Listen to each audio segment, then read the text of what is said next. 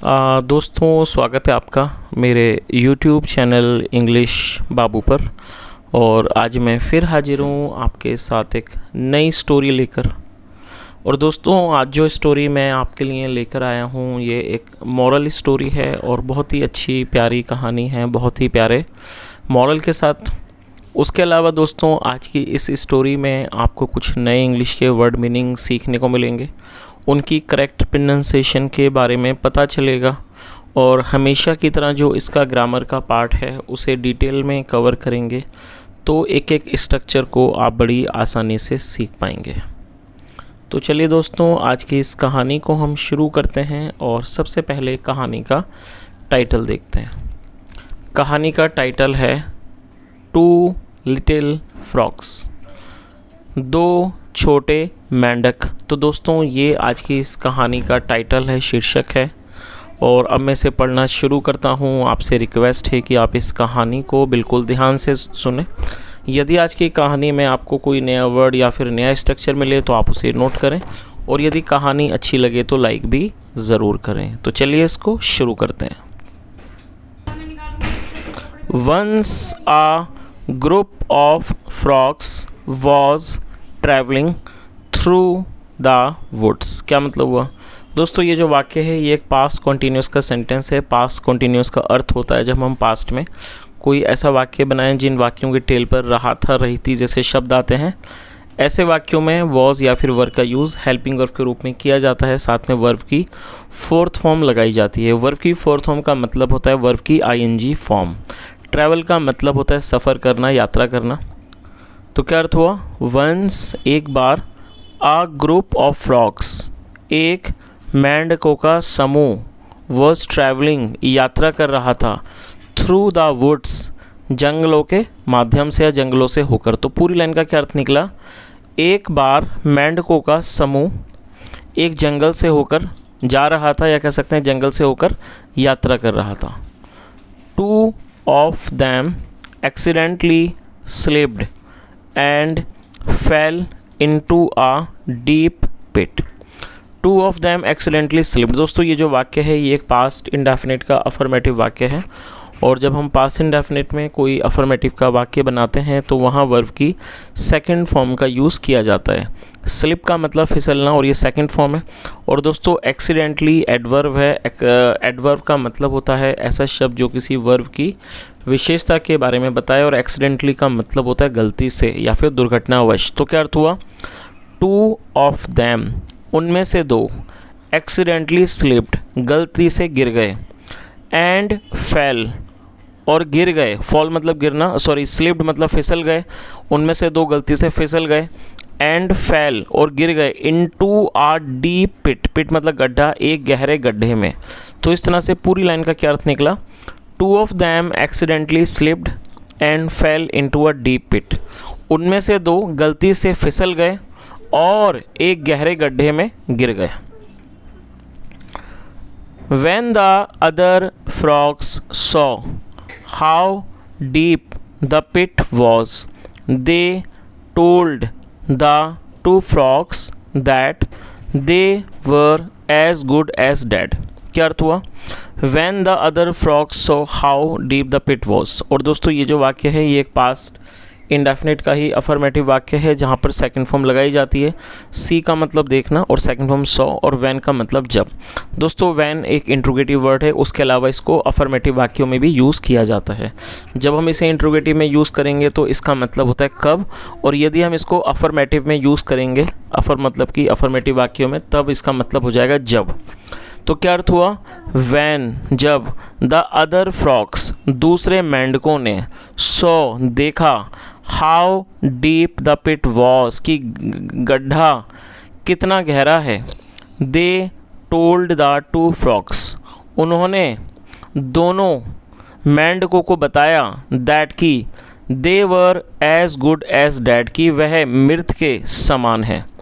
दोस्तों, दे का मतलब होता है वे या फिर वे लोग। जब सब्जेक्ट में एक से ज़्यादा लोग शामिल होते हैं तो दे का यूज़ किया जाता है, जो कि एक प्लूरल नाउन है। तो इस तरह से पूरी लाइन का क्या अर्थ निकला?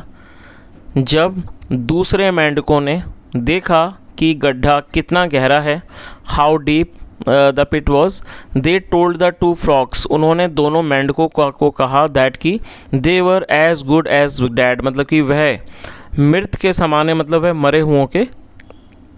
मरे हुए के समान है। आगे देखिए, the two frogs ignored the comments and tried to jump up out of the pit with all their might. क्या अर्थ हुआ? The two frogs ignored the comments. दोस्तों इग्नोर का मतलब होता है किसी चीज़ को नज़रअंदाज करना, अनदेखा करना, और ये पास्ट इंडेफिनिट का वाक्य है, तो यहाँ सेकंड फॉर्म लगाई गई है इग्नोर्ड। तो क्या अर्थ हुआ? The two frogs ignored the comments. Comment का मतलब होता है टिप्पणियाँ। दोनों मेंढकों ने इन टिप्पणियों को नज़रअंदाज कर दिया। And tried to jump up, और ऊपर कूदने की कोशिश की। आउट ऑफ द पिट, गड्ढे से बाहर। विद ऑल देयर माइट, अपनी पूरी ताकत से। और दोस्तों देयर का यूज़ जब किया जाएगा जब कोई व्यक्ति वस्तु एक से अधिक लोगों से जुड़ा होता है, और माइट का मतलब होता है साहस, ताकत। तो इस तरह से पूरी लाइन का क्या अर्थ हुआ कि the two frogs ignored the comments and try to jump up out of the pit with all their might. दोनों मेंढकों ने इन टिप्पणियों को इग्नोर किया, नज़रअंदाज किया। And try to jump up, और ऊपर कूदने की कोशिश की। आउट ऑफ द पिट, गड्ढे से बाहर। विद ऑल देयर माइट, अपने पूरी हिम्मत से, अपने पूरे साहस से। The other frogs kept telling them to stop and give up. दोस्तों यहाँ केप्ट का यूज़ किया गया है और साथ में वर्ब की फोर्थ फॉर्म लगाई गई है। जब हम पास्ट में कोई ऐसा वाक्य बनाएं जहाँ हम ये दर्शाते हैं कि पास्ट में कोई व्यक्ति या सब्जेक्ट किसी काम को बराबर करता रहा, जैसे वह खेलता रहा, वह दौड़ता रहा, ऐसे वाक्यों में हमें केप्ट के साथ वर्ब की फोर्थ फॉर्म का यूज़ करना होता है। तो क्या अर्थ हुआ? The other frogs kept telling them to stop and give up. दोस्तों गिव अप का मतलब था हार मानना। तो क्या अर्थ हुआ कि दूसरे मेंढक उन्हें रुकने को और हार मानने को कहते रहे। Finally one of the frogs took heed to what the other frogs were saying and give up. Finally का मतलब होता है अंत में या फिर अंततः या मतलब आखिरी में। वन ऑफ द फ्रॉक्स, उनमें से एक मेंढक, टुक द हीड, उसने उस बात पर ध्यान दिया, to what the other frogs were saying, कि जो दूसरे अन्य मेंढक बोल रहे थे, एंड गिव अप, और वो हार मान गया। और दोस्तों ये गिव अप की सेकंड फॉर्म है, आप इसे नोट कर लीजिए। तो इस तरह से पूरी लाइन का क्या अर्थ निकला कि अंत में उनमें से एक मेंढक ने इस बात पर ध्यान दिया जो दूसरे मेंढक बोल रहे थे, एंड गिव अप, और वो हार मान गया। ही फेल डाउन एंड डाइड। दोस्तों ये भी पास्ट इंडेफिनिट का वाक्य है जहाँ पे सेकंड फॉर्म लगाई जाती है। फॉल का मतलब गिरना और ये सेकंड फॉर्म है, डाउन मतलब नीचे। ही फेल डाउन, वह नीचे गिर गया। एंड डाइड, और उसकी मृत्यु हो गई, या कह सकते हैं और वह मर गया। तो पूरी लाइन का क्या अर्थ निकला? ही फेल डाउन एंड डाइड, वह नीचे गिर गया और मर गया। चलिए आगे देखिए। The other frog continued to jump as hard as he could। क्या अर्थ हुआ? The other frog continued to jump। Continue का मतलब होता है कि इस चीज़ को जारी रखना, और ये सेकंड फॉर्म है। The other frog continued to jump, दूसरे मेंढक ने कूदना जारी रखा। एज हार्ड, जितना ज़्यादा, as hard as he could, जितना ज़्यादा वह कर सकता था, मतलब जितना। तो पूरी लाइन का क्या अर्थ निकला? The other frog continued to jump as hard as he could, दूसरा मेंढक कूदता रहा जितना ज़्यादा वह कर सकता था। Once again the group of frogs yelled at him to stop the pain and just die. क्या अर्थ हुआ? वंस अगेन मतलब फिर दोबारा, फिर एक बार। द ग्रुप ऑफ फ्रॉग्स, मेंढकों के समूह ने, येल्ड एट हिम। दोस्तों येल का मतलब होता है किसी पर चिल्लाना, और ये सेकंड फॉर्म है। तो क्या अर्थ हुआ? वंस अगेन, फिर एक बार। द ग्रुप ऑफ फ्रॉग्स, मेंढकों के समूह ने, येल्ड एट हिम, उस पर चिल्लाया। टू स्टॉप, रुकने के लिए चिल्लाया। द पेन, दर्द को। एंड जस्ट डाई, और मरने के लिए। तो इस तरह से पूरी लाइन का क्या अर्थ हुआ? फिर एक बार मेंढकों के समूह उन पर चिल्लाया। इस टू स्टॉप द पेन मतलब इस दर्द को रोकने के लिए। एंड जस्ट डाई, और मर जाने के लिए। आगे देखिए।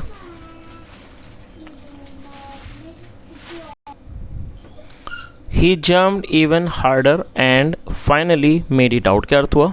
ही जम्प्ड इवन हार्डर, वह और ज़ोर से कूदा, और ये सेकंड फॉर्म में जम्प्ड, वह और ज़ोर से कूदा, एंड फाइनली, और अंत में मेड इट आउट, और वो बाहर निकल गया। When he got out, the other frogs said। क्या अर्थ हुआ? When he got out, जब वह बाहर आया, the other frogs said, दूसरे मेंढकों ने कहा, Did you not hear us। दोस्तों ये जो वाक्य है ये एक पास्ट इंडेफिनिट का इंट्रोगेटिव सेंटेंस है, और जब हम पास्ट इंडेफिनिट में कोई भी इंट्रोगेटिव का वाक्य बनाएंगे तो वहाँ डिड का प्रयोग हेल्पिंग वर्ब के रूप में किया जाता है, फिर सब्जेक्ट और फिर वर्ब की। ये इंट्रोगेटिव नेगेटिव का वाक्य है जहाँ पर डिड का प्रयोग पहले किया जाएगा, फिर सब्जेक्ट, फिर नॉट, और उसके बाद वर्ब की फर्स्ट फॉर्म लगाई जाती है। तो क्या अर्थ हुआ? Did you not hear us, क्या तुमने हमें नहीं सुना, या फिर क्या तुमने हमारी बात नहीं सुनी। और दोस्तों यहाँ मैं आपको एक इंट्रोगेटिव नेगेटिव का वाक्य देना चाहूँगा पास्ट इंडेफिनिट का, तो आप उसे नोट करें, कमेंट में ज़रूर बताएं। नोट कर लीजिए, क्या आप उससे नहीं मिले। तो दोस्तों ये जो वाक्य मैंने आपको दिया है ये भी पास्ट इंडेफिनिट का इंट्रोगेटिव नेगेटिव सेंटेंस है, आप इसको ट्रांसलेट करें, कमेंट में ज़रूर बताएं। चलिए आगे देखिए। तो क्या अर्थ हुआ कि व्हेन ही गोट आउट, जब वह बाहर आया, द अदर फ्रॉग सेड, दूसरे मेंढकों ने कहा, did you not hear us, क्या तुमने हमारी बात नहीं सुनी। The frog explained to them. दोस्तों एक्सप्लेन का मतलब बताना, समझाना, सेकंड फॉर्म में एक्सप्लेन्ड। मेंढक ने उनको बताया, या कह सकते हैं मेंढक ने उनको समझाया, दैट की ही वॉज डेफ, वह बहरा है। दोस्तों यहाँ पर मैं आपका ध्यान एक छोटी सी बात पर दिलाना चाहूँगा। देखिए ये जो मैंने इसको ट्रांसलेट करा, ये यदि आप देखें तो ये सिंपल पास्ट का वाक्य है जहाँ वॉज का यूज़ हेल्पिंग वर्ब के रूप में किया गया है। ही वॉज डेफ का मतलब हुआ कि वह, और डेफ का मतलब बहरा होता है, ये एडजेक्टिव है, वह बहरा था। लेकिन जब दोस्तों मैंने अभी इसको हिंदी में ट्रांसलेट करा तो मैंने इसको प्रेजेंट में ट्रांसलेट किया। यदि आपने ध्यान दिया हो तो मैंने इस कहा कि वह बहरा है। लेकिन दोस्तों ऐसा क्यों हुआ, इसका रीज़न ये है कि जब हम कोई भी ऐसा वाक्य ट्रांसलेट करेंगे जहाँ पहला वाक्य पास्ट का है और दूसरा भी पास्ट का है, तब हम नरेशन करते समय पहले वाक्य को तो हम पास्ट में ही ट्रांसलेट करेंगे, लेकिन जो दूसरा वाक्य है उसको प्रेजेंट में ट्रांसलेट हमें करना होता है। तो इसलिए यहाँ मैंने इसको प्रेजेंट में ट्रांसलेट किया है। तो इस तरह से पूरी लाइन का क्या अर्थ निकला, the frog explained to them that he was deaf. मेंढक ने उनको समझाया, या कह सकते हैं मेंढक ने उनको बताया कि ही वॉज डेफ, वह बहरा है। ही थॉट, उसे लगा, they were encouraging him to the entire time. दोस्तों ये थिंक की सेकंड फॉर्म है, थिंक मतलब सोचना या फिर लगना, सेकंड फॉर्म थॉट। और इनकरेज को आप नोट कर लीजिए, इनकरेज का मतलब होता है किसी को प्रोत्साहित करना, किसी का साहस बढ़ाना। तो उसने क्या कहा, ही थॉट, उसे लगा, that they were encouraging him, कि वह उसका साहस बढ़ा रहे थे, द एंटायर टाइम, हर समय। चलिए तो दोस्तों मैं उम्मीद करता हूँ कहानी ये आपको समझ आई गई होगी। मैं थोड़ा सा, अगर इसमें कोई डाउट हो तो मैं थोड़ा सा इससे एक्सप्लेन कर देता हूँ लास्ट में। जो दूसरे मेंढक थे उन्होंने उससे पूछा कि क्या तुमने हमारी बात नहीं सुनी, क्योंकि जो दूसरे मेंढक थे वो से बराबर ये कह रहे थे कि वो रुक जाए और हार मान जाए। यही बात उन्होंने उससे पूछी, तो उसने जवाब में ये कहा कि वो बहरा है, और उसे ऐसा लगा कि वो उसे इनकरेज कर रहे हैं ऊपर आने के लिए।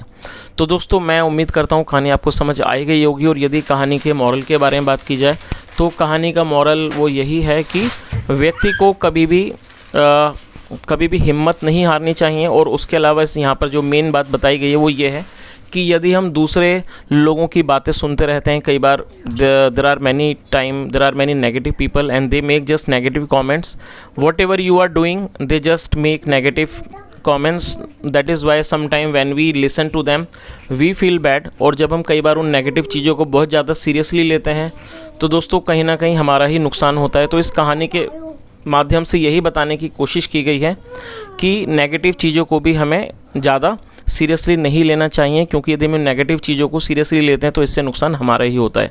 जैसा हमने कहानी में देखा कि जो बहरा मेंढक था वो उनकी बातों को नहीं समझ पा रहा था, और यही कारण था कि वह उन नेगेटिव बातों को नहीं सुना उसने, और उसने अपने प्रयास जारी रखे। तो यदि हम नेगेटिव चीज़ों को एक तरफ करके अपने प्रयासों को जारी रखते हैं तो कहीं ना कहीं सफलता हमारे और भी नज़दीक आ जाती है। तो दोस्तों ये छोटी सी कहानी थी। यदि आपको अच्छी लगी हो, मेरा पढ़ाने का प्रयास भी आपको अच्छा लगा हो, तो आपसे रिक्वेस्ट है आप इस वीडियो को लाइक करें, शेयर करें, चैनल को ज़रूर सब्सक्राइब करें। कोई भी थैंक यू सो मच।